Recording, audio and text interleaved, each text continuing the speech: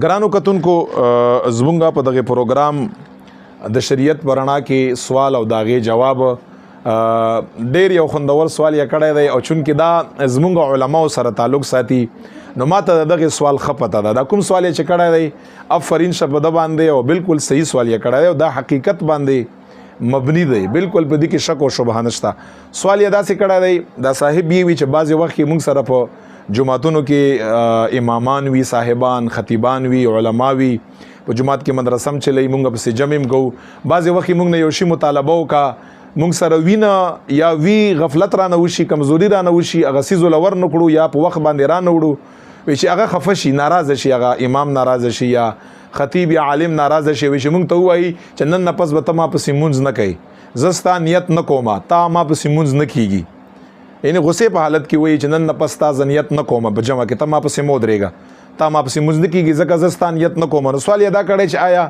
دا امام درته په غصې حالت کې یا سیریس حالت کې یا صحیح بغیر د غصې نه یو امام مقتدی ته وایي چې زه ستا نیت نه کوم ته ما پسې مو درېږه لہٰذا تا ما پسې مونځ نه کیږي نو شرعي توګه باندې شرعي نقطه نظر دغه سوال څه جواب دی چې آیا که امام درته وایي د هغې نه پسې مونځ کیږي که نه کیږي پسې نو د دې شرعي څه جواب دی نو ګوره ټول ناول خو مختصر دا خبره کومه جواب در کومه جواب نه مخکې خیر دی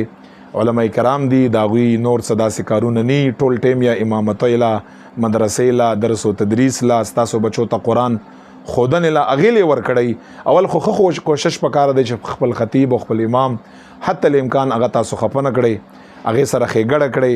مالی تعاون ورسره کړئ که هغې تا نه وغواړي که وی نه غواړي خپل طرف نه ورسره هغه کې به حیا وي نه به شي ورته ویلی هغه هم بچي وي د هغه هم ضروریات وي هغه خو تعاون او کوشش دا کړئ چې هغه خفه نه شي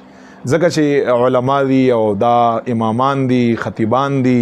دوی له خدای پاک جل جلاله یو شان ورکړی تا هغه پسې مونځ کوي اول خو کوشش دا پکار دی خو که بیا هم بعضې وخت کې خفه شي په څه خبره باندې نو که چرته امام دا ووایي چې زه مقتدي د ستا نیت نه کوم ته ما پسې مونځ مه کوه تا ما پسې مونځ نه کیږي نو شرعي توګه باندې جواب دا دی چې په دغې خبره باندې هیڅ داسې هغې نشته ویلي یا په شریعت کې د دغې خبرې داسې نشته چې د امام په دغې خبره باندې داسې نه ده چې ګوندې ته پسې مونځ وکړې نو تا مونځ به پسې نه کیږي نه دې نه پس هم تا مونځ پسې کیږي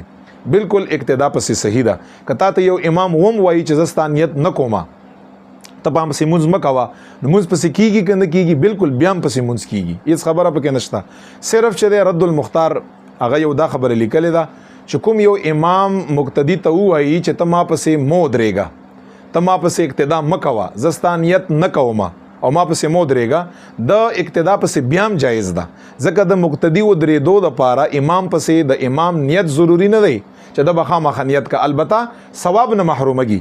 چې د جماعت کوم ثواب دی هغه ثواب نور ته میلاوږي نور فرض مونځ یې پسې کیږي هېڅ خبره پکې نشته دی اگر که امام ورته ووایي چې ما تا نیت نه دی کړی بیا هم مقتدي پسې اقتدا کولی شي مونځ یې پسې جایز دی او فرض ترېنه ادا کیږي خو مونږ د فقه کتابو لیکلي دي چې دا انسان ثواب نه محروم دی او نور فرض کیږي نو دی وجه نه ثواب هم په جماعت باندې لویه خبره ده نو پکار ده چې دی حد ته یو امام څوک ونرسي چې هغه تر ناراضه شي باقي که دی ورته بار بار هم ووایي هر څوک رتې ورته ووایي د دغې مقتدي دغې امام پسې اقتدا بالکل صحیح ده مونځ یې پسې بالکل کیږي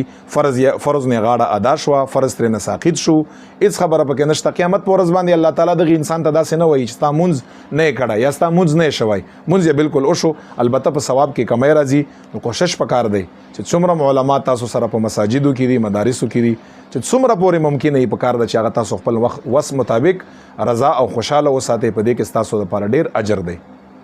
ګرانو کتونکو په دغه پروګرام کې دغه سوالات ستاسو طرف نه راغلي وو د هغې مونږ جوابات وکړو انشاءالله آینده کې ستاسو طرف نه څه سوالات راشي د هغې جوابات به کوو خپل ځان خیال ساتئ السلام علیکم ورحمت الله وبرکاتو